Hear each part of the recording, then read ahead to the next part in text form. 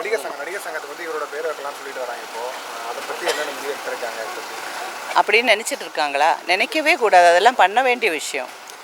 புரியுதா? அதுக்கு வந்து அந்த கேள்வி நம்மக்கிட்ட கேட்கவே கூடாது. ஆனால் அந்த பேரை அவருக்கு டிசர்வ் பண்ணுற மாதிரி யாருக்குமே டிசர்வ் ஆகாது.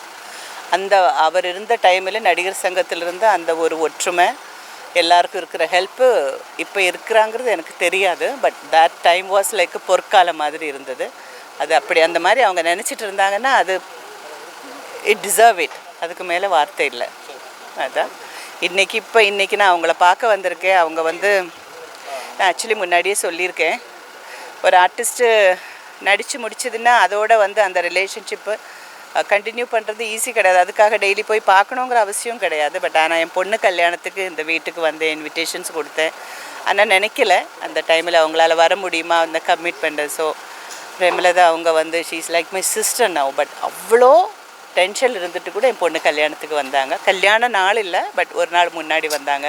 எங்கள் கூட இருந்து என் பசங்களை ஆசீர்வதித்து போனாங்க. ஸோ அது நான் எப்போவுமே மறக்கவே மாட்டேன். அவங்க வந்தாங்கன்னா நம்ம கேப்டனும் அவங்களோட சேர்ந்து அங்கே இருந்த ப்ரெசன்ஸ் தான் இருந்தது. ஸோ இப்போ அவங்கள பார்க்க வந்துடுங்க. She is very strong lady. 2 பசங்களையும் பார்த்தேன். கேப்டன் புலிக்கு பிறந்தது பூனை ஆகாது இல்லை. So they are very strong boys. And கடவுள் எப்போவுமே அவங்களுக்கு தி பெஸ்ட்டு தான் கொடுப்பாங்க. ஸோ இவ்வளோ நாளாக அவருக்கு கொடுத்த அந்த ஆதரவும் அன்பும் இந்த ஃபேமிலிக்கும் கொடுத்ததுன்னா இன்னும் சந்தோஷமாக இருக்கும்.